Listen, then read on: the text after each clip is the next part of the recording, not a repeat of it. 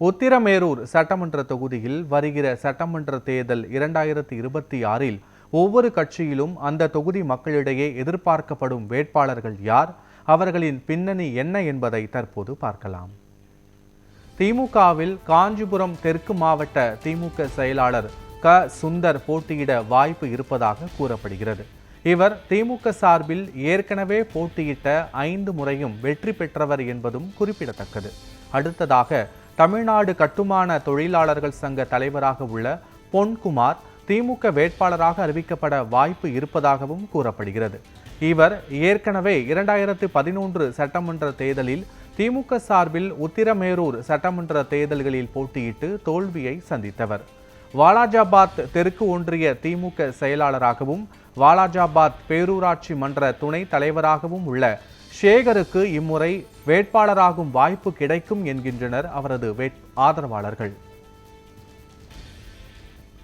அதிமுகவை பொறுத்தவரை காஞ்சிபுரம் மாவட்ட அதிமுக செயலாளர் சோமசுந்தரம் வேட்பாளராக அறிவிக்கப்பட வாய்ப்பு இருப்பதாக கூறப்படுகிறது. இவர் முன்னாள் கைத்தறி துறை அமைச்சராக இருந்தவர்.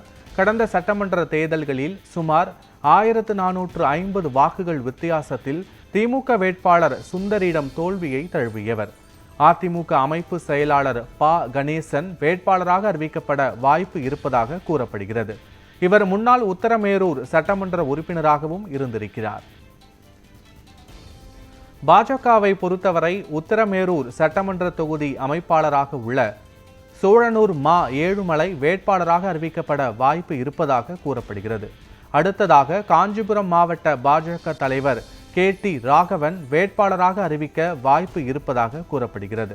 இவர் தற்போது பாஜக மாநில பொது செயலாளராகவும் மாநில அணி பிரிவு அமைப்பாளராகவும் இருக்கிறார். விவசாய அணி மாநில செயலாளர் உத்திரமேரூர் சட்டமன்ற தொகுதி பொறுப்பாளர் ருத்ரகுமார் வேட்பாளராக அறிவிக்கப்பட வாய்ப்பு இருப்பதாகவும் கூறப்படுகிறது. இவர்களை தொடர்ந்து உத்திரமேரூர் முன்னாள் ஒன்றிய தலைவர் எடமச்சி பாலாஜி வேட்பாளராக அறிவிக்க வேண்டும் என அவரது ஆதரவாளர்கள் எதிர்பார்க்கின்றனர். தாவேகாவில் காஞ்சிபுரம் மாவட்ட கொள்கை பரப்பு அணியின் அமைப்பாளராக உள்ள சதீஷ் வேட்பாளராக அறிவிக்க வாய்ப்பு இருப்பதாக கூறப்படுகிறது. இவரை தொடர்ந்து வாலாஜாபாத் ஒன்றிய செயலாளர் வெண்குடி ராகுல் வேட்பாளராக அறிவிக்கப்படுவார் என அவரது ஆதரவாளர்கள் கூறுகின்றனர். தாவேக சார்பில் வாலாஜாபாத் ஒன்றிய செயலாளர் நித்யானந்தம் போட்டியிடுவார் என்கின்றனர் அவரது ஆதரவாளர்கள். நாம் தமிழர் கட்சியின் மாநில சுற்றுச்சூழல் பாசறை தலைவர் மரம் மாசிலாமணி போட்டியிட வாய்ப்பு இருப்பதாக கூறப்படுகிறது. அடுத்ததாக முன்னாள் வன்னியர் சங்க தலைவர் காடுவெட்டி குருவின் மகன் கனல் அரசு சீமானை சந்தித்து பேசியதை அடுத்து அவர் அல்லது அவரது சகோதரி விருதாம்பிகை போட்டியிடலாம் என்றும் கூறப்படுகிறது. தமிழ்நாடு காங்கிரஸ் கட்சியில் காஞ்சிபுரம் மாவட்ட துணை தலைவராக உள்ள முன்னாள் வட்டார தலைவராக பணியாற்றிய பெண்ணலூர் PK சுப்பிரமணியன் போட்டியிட வாய்ப்பு இருப்பதாக கூறப்படுகிறது.